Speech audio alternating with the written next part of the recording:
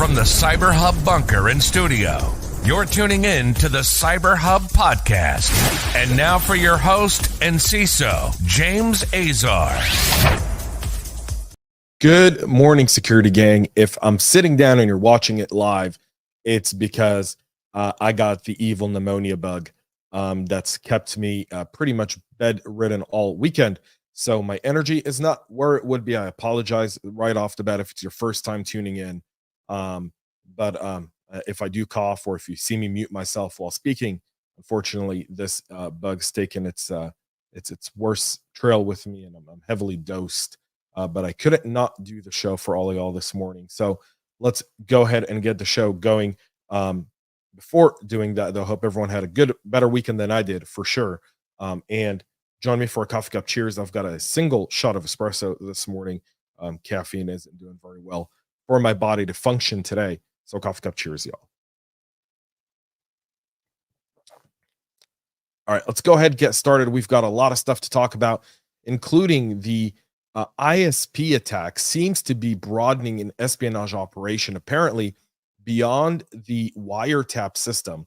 It appears that the Chinese attackers were targeting President Donald J. Trump's phone, Senator J.D. Vance, and vice presidential nominee, as well as some people familiar and associated with the Democratic campaign for president for Kamala Harris.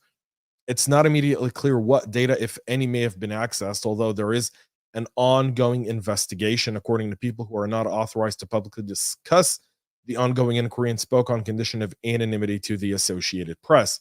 An FBI didn't confirm the identities of any potential targets, but said unauthorized access to commercial telecommunication infrastructures by actors affiliated with the People's Republic of China.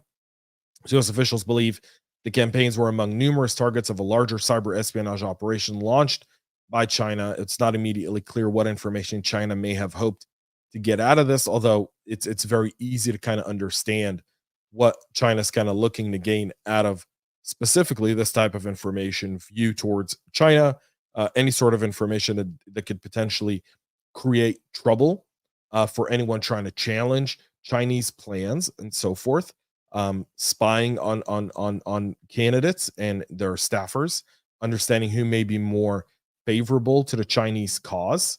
All of that plays kind of into the Chinese operation there. China's believed by U.S. intelligence officials to be taking a neutral stance in the presidential race. Instead, they're focused on down ballot races, meaning more looking at people who in Congress and Senate who may be more sympathizers to China. And again, all of this, the fact that we know it and do nothing about it is just absolutely troubling. The spokesperson for the Chinese embassy in Washington said that they're not familiar with the specifics and could not comment. Contended that China is routinely victimized by cyber attacks, and I swear, someone should talk to, there's that there. I will tell you this. There's a lot that goes on here between kind of some of the activities we see from China. And China ideally is planning kind of its geopolitical march, right? They've flown aircrafts into Taiwanese airspace. They've surrounded the island, and essentially a way to take over the island without even firing a shot is to just do a blockade and then force the world to essentially, force Taiwan to do whatever China wants it to do. So there's that aspect of it as well. And again, we don't know how they got in yet. And I think that's the other troubling aspect of this. While they're investigating this, we still don't know what zero-day or what vulnerabilities they took advantage of in order to be able to achieve this level of hacks. And not the first time that this has happened, by the way.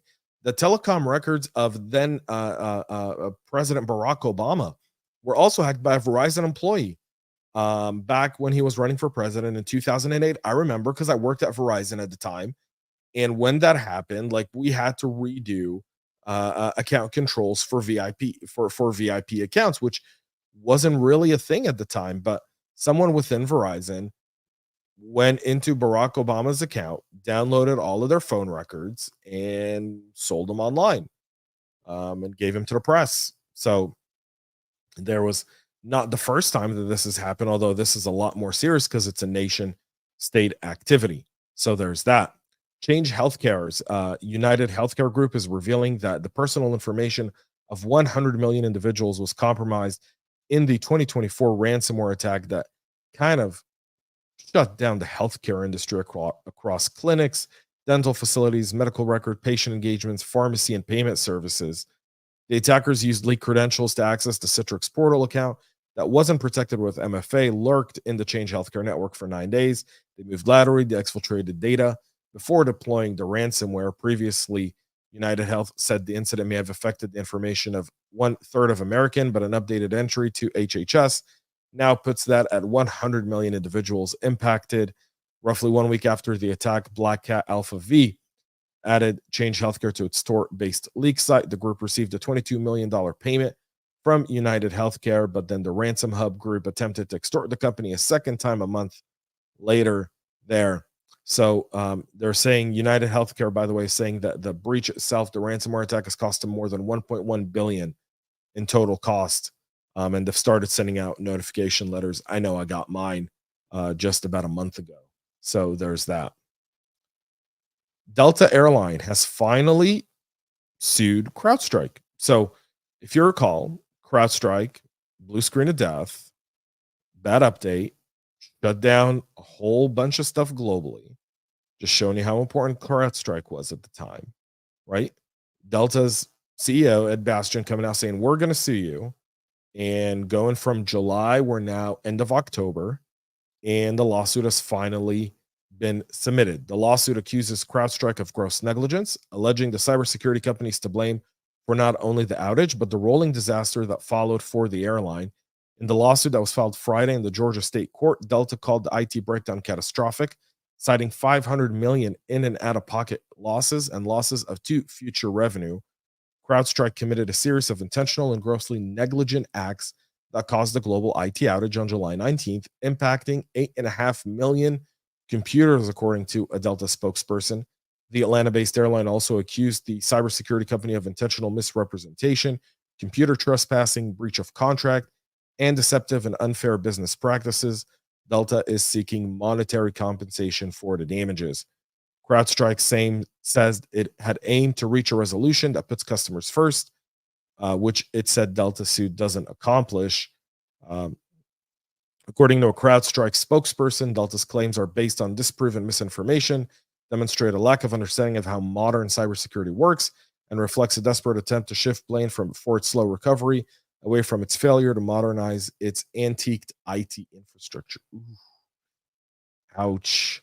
So the outage dealt a blow to Delta. We'll see how this goes now that this will I don't see this going to trial. Just going to put this right there. This will likely get settled pretty quickly. Not pretty quickly, but it may get settled after depositions. But it will get settled. I don't see this going to trial. That's just my call here. It's not scientific in any sort of way. The Ransom Hub, the guys that were also accused of double extorting Change Healthcare a moment ago, attacked a Mexican airport operator, the Grupo Aeroportuario del Centro Norte. I apologize for that. A cyber incident forced its IT team to turn to backup systems in an effort to continue running the airports it controls across central and northern Mexico, known collectively as OMA. The company runs airports in Monterrey and other Mexican cities. They handled 19 million passengers. On Thursday, Ransom Hub operation claimed to be responsible for the incident, and they apparently taken 3 terabytes of stolen data if an undisclosed ransom is not paid. U.S. agencies have been warning about Ransom Hub for some time. The OMA IT team, in collaboration with external cybersecurity experts, are actively investigating the incident to determine the scope. They're running through alternative operations and backup systems. And again, that's where you see it, right? When you have a good backup plan, when you understand that if you take down my main system, I can go back and I can still run my business. I can still be effective. And again, this kind of goes down to, having really good resiliency. When we talk about cyber resiliency, this is what we talk about. All right, so those systems went down. What's our backup systems? Let's get them back up and running. Let's keep the business running while we try to recover those new systems and get them back online. And that's exactly what's going on here. And you can't discount resiliency. You just can't. That's just part of the game. If you haven't checked out our Substack, jamescesar.substack.com, you can find all the latest and greatest there. Insurance administrator Landmark Admin is notifying over 800,000 individuals that their personal information was stolen in a ransomware attack that occurred on May 13th. The attackers regained entry to the network on June 17th while the investigation was still ongoing. The threat actors exfiltrated and encrypted data, the company noted in a notification letter to the impacted individuals, a copy of which was posted to the Landmark website. Copies of the notification letters were submitted to regulators in Maine, California, and Texas. A total of 519,000 people were affected. Now, I want to go back to this first line here. They went through an unauthorized access on May 13th. They were going through their incident response plan, and the threat actors got back in on June 17th. And that just tells you that they weren't being thorough in the way they were handling the incident response. Because the first rule of thumb is you shut down any way they came in, right? So once you discover what the systems that were impacted by the ransomware were, you essentially take them offline. And the only way you're bringing them back online is in a sandbox environment, right? And you're bringing them on in a sandbox environment because you want to see if they're still in there and you want to clean out what's out there before you put it back online. The fact is that they probably skipped those steps, which is why the attackers regain entry to the network. Either that, or they may have likely maybe not even done something as simple as resetting passwords, which is something you immediately do. You reset passwords, you enforce MFA right after something like this. And again, all of these things here didn't happen. Landmark is notifying people that their names, addresses, dates of birth, driver's license, and state issued ID numbers, passport numbers, social security numbers, medical and healthcare insurance information, bank account and routing numbers, and their life and annuity policy information were all compromised. And they're giving everyone 12 months of free credit monitoring. So there's that. The Cyber Research and Intelligence Labs are reporting of an ongoing cyber campaign orchestrated by an APT known as Heptax. The campaign is exploiting various tactics for unauthorized RDP, posing multiple risks to a wide array of users, particularly within the healthcare industry. The campaign initiates the delivery of a shortcut file in LNK embedded in a zip archive. It's disseminated through phishing emails. The sophisticated multi-stage chain relies on a PowerShell and a BAT script to facilitate and then download the execution of further payloads, showcasing their preference for script-based technique that can evade traditional security measures. Once the LNK file is executed, it triggers a PowerShell command that not only downloads subsequent payloads from a remote server, but also creates an administrative user account on the compromised systems.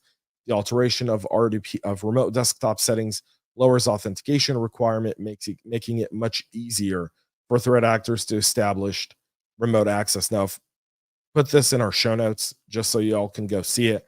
But RDP is used in healthcare and in utilities all the time, especially on systems, because that's how you maintain them. And threat actors know that. And so you've got to have good controls over your RDP. In fact, in the SANS OT ICS report, they said that RDP was the number one threat vector for the utilities industry. That's electric, oil and gas, water, you name it. So just keep that in mind. Attackers are able to downgrade the Windows kernel component to bypass security features such as driver signature enforcement and deploy rootkits on fully patched system. A Safe Breach security researcher, Alon Levayev, reported that the update takeover issue, but Microsoft dismissed it as saying it didn't cross the defined security boundary, although was possible by gaining kernel code execution as an admin. Levayev at Black Hat and DEF CON demonstrated the attack and was feasible, but the problem is not completely fixed, leaving the door open that these attacks can still actually happen. The researcher published a tool called Windows Downdate, which allows creating custom downgrades and exposes a seemingly fully update target system to already fixed vulnerabilities via outdated components such as DLLs, drivers, and the NT kernel. And again, Microsoft's not really taking this seriously. The tool is available. It's free. You can check it out in the show notes. It's something to keep in mind and understand how to address that. The Black Basta ransomware operation has moved its social engineering attacks to Microsoft Teams. They're posing as corporate help desk, contacting employees to assist them with ongoing spam attacks. Their operation, which has been active since 2022 and is responsible for hundreds of attacks against corporations worldwide. After the Conti cybercrime syndicate was shut down, Black Basta kind of revolved around that. That's the decentralized nature. Kind of took down one part, but then all the other parts were still up and around. Those parts kind of came through. In May, Rapid7 and ReliQuest released advisories on the new Black Basta social engineering campaign that flooded targeted employees' inboxes with thousands of emails. These emails were not malicious in nature. They mostly consisted of newsletters, sign-up confirmation, and email verification, but they quickly overwhelmed the user mailbox. They would then use Microsoft Teams to reach out to the user, and then they would have the person install AnyDesk, a remote support tool, and then that's how they would take over those devices. Now, moving to Microsoft Teams is new, and then they're putting someone on the call, so that's significant. And then, by the way, they're using some really good names here: security admin helper.onmicrosoft.com, support service admin.onmicrosoft.com. Again, all of this is kind of like the display name designated to make the user think they're targeting or talking to a help desk account. So one thing you want to make sure is you kind of send out a notice saying no one's ever going to call you on Teams to do IT support. If you are using Teams, then you want to make sure that you remind people that it'll say IT help desk or it'll say help desk. It won't say any of these. If you see any of these, that's not really someone from our help desk team. Awareness here solves the problem. And finally, LinkedIn was slapped by an Irish regulator with a 310 million euro fine, $335 million for violation of data privacy rules. Ireland's Data Protection Commission reprimanded the Microsoft-owned professional social networking site over concerns about the lawfulness, fairness, and transparency of its personal data processing for advertising purposes. The watchdog said it carried out an investigation that found LinkedIn didn't have a lawful basis to gather data, so it could target users with online ads, which is a breach of the privacy rules known as GDPR. So LinkedIn said that while it believes it was in compliance, that wasn't the case there. That's it for our show this morning. We'll be back tomorrow. Hopefully I'm a little bit better than I am today. Tomorrow, I've been told by my doctors that every day I should get a little bit better. Keeping my fingers held together that's the case. But make sure to check out our Substack for all the latest and greatest. Until then, have a great rest of your day, and most importantly, y'all, stay cyber safe. We love feedback, so make sure to connect with us on social media and subscribe to our podcast on your favorite podcast listening platform.